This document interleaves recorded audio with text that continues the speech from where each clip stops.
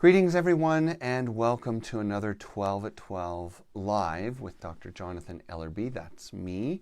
And this week we have been talking a lot about racial injustice and the murder of George Floyd, as well as other innocent Black Americans in the last 6 months, some of whom died at the hands of police officers.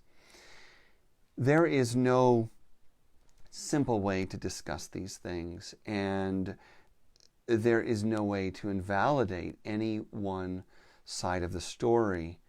To move forward, we really have to listen, even when we don't like it, even when it's scary, even when it's the opposite perspective. We really need to listen to what's going on and where is that coming from. What is the energy? What is the motivation? What is the history? What are we trying to accomplish together in this world? But in many ways, the racism that we see in the United States is, of course, just a microcosm, or, depending how you see it, a macrocosm of division anywhere in the world. Whether it's Brazil or whether it's China, whether this is about sexism or homophobia, whether this is about you and your family, or even you and your own self. We all have unconscious and conscious divisions in our life that we are overwhelmed by, that we are fueling with fear, and that we are living unconsciously out of. So what we're going to do today is a quick breakdown of a simple way to approach this. I guess simple, not easy.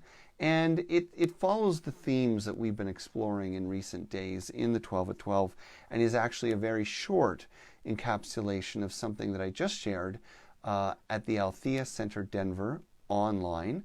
So that's the Facebook page for Althea Center Denver, and we discussed how do we take a spiritual approach to chaos and change in our world. Let's pause now in the midst of this and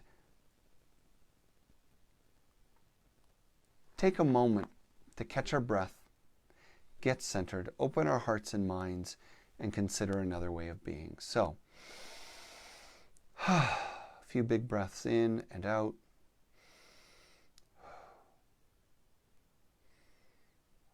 And then let yourself slow down, settle down.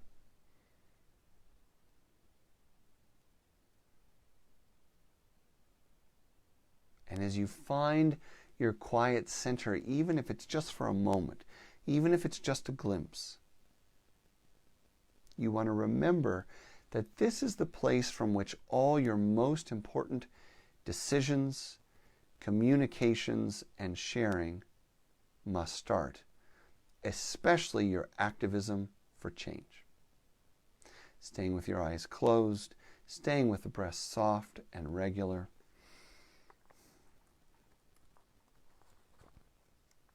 Staying with a sense of calm.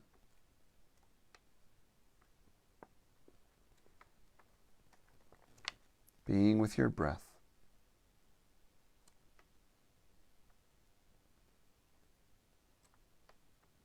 Finding the quiet.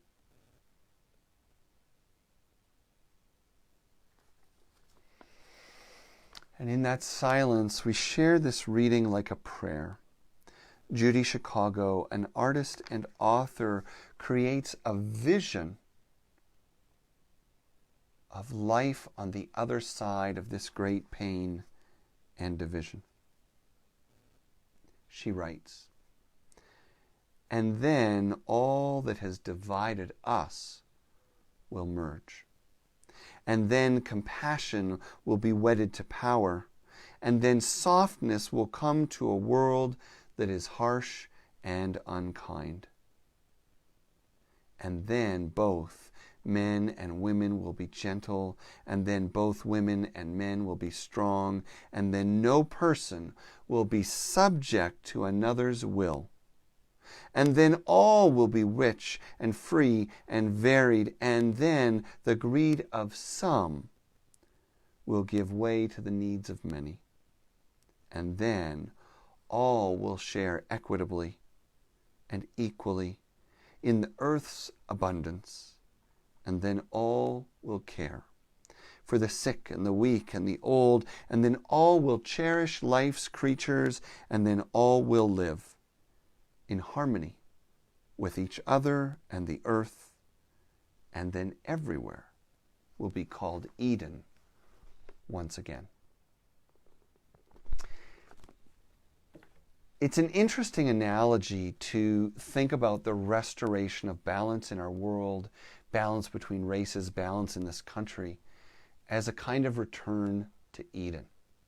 So we're going to look at that theme for a little bit and then wrap up with just kind of a, as I mentioned, sort of a simple step-by-step process for what it looks like for your next move.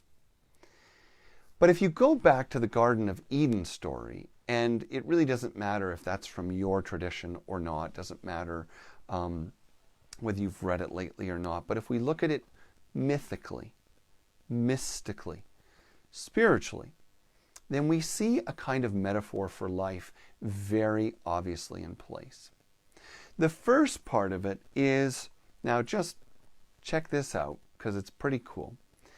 The first part of it is that Adam and Eve, the totality of humanity, masculine and feminine, barely even male and female, they live in harmony with the world.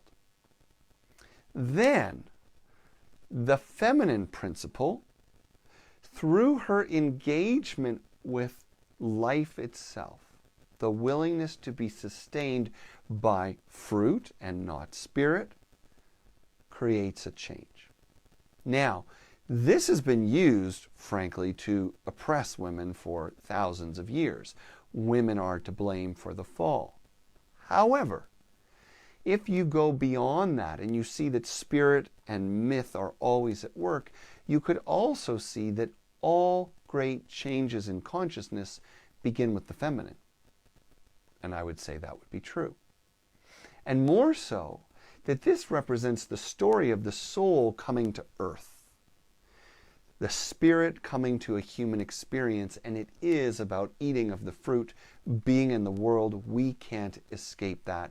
That's what we're here for. So she bites the apple, she passes it to Adam, and of course what he awakens to is duality. Good and bad, right and wrong, shame and confidence, right? Naked and afraid. So, this tells us that we are here on this planet specifically to experience duality. We're not here to escape it. It's a part of the condition on this planet, up and down, good and bad, creation, destruction.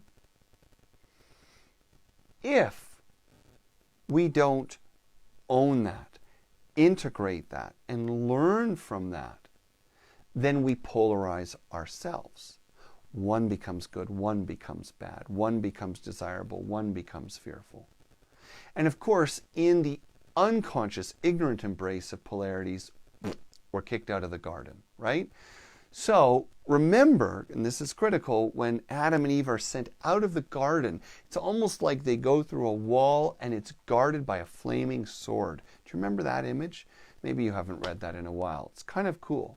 Now, why is it cool? It's cool because what it tells us is that if we're going to go back to the garden, as the beautiful poem suggested that we read at the beginning of this message, then it's not going to be easy. We are going to go through a kind of sword-like discernment and a kind of fiery time of reconciliation. We will take what we have learned on the outside of the garden through our wounds, through our experiences, through our expenses, through our joys and our traumas, and we will face that fire and re-enter into the harmony of the garden again. A new relationship to the polarities and the ability to love them all as one in spirit. So where this takes us to close is that if you are paying attention to social media, if you're paying attention to regular media, if you're aware of the incredible division in the world today, but particularly right now we're talking about in the United States, we see that the country is being torn apart both by those who want to social distance and protect the vulnerable, and those who see it as an impingement on freedom. We're seeing a huge divide in the political spectrum, and worst of all right now, we're seeing an explosion in racial tension and division over the police murder of George Floyd.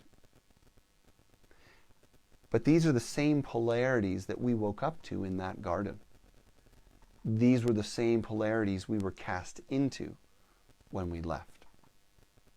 And if we're going to reconcile them and re-enter the garden again, then every day, every choice, every struggle, every moment we can, we're going to recommit to engaging the whole self in the flow of life as it is. So we start with the spiritual, slow down any moment, any decision, any conversation, be prayerful, be meditative, listen, learn, let go. Then from that place, we feel the arising impulse of who we are naturally, what we need to be, what we can be, how we can be a part of making a difference in the world, and what our unique creative expression of self might look like. That is the work of the mind in service of spirit. What follows, though, is the need to take action. Try it. Don't just put it to paper. Don't just talk to people. Start moving it out in the world. What does well-being look like for you? What does well-being look like for others? How are you advocating for anyone who doesn't have the privilege you have? Or what is your cause? What is your work? And then the emotional dimension of who you are comes at the end. Spiritual, mental, physical, then emotional. And from that vantage point, we end our conversation, end our day, end our experience through emotional reflection. How did this feel? And am I still on track? It's a lot to be said in a short time, but that's all we've got, folks. So I'm grateful that you were here with me once again. There weren't a lot of us live today, but I am always encouraged by the many people who share it. Thank you for passing this on to others. Thank you for tuning in and letting people know that staying grounded and connected matters. And you have my love and blessings. And I hope we'll connect again soon. Ciao.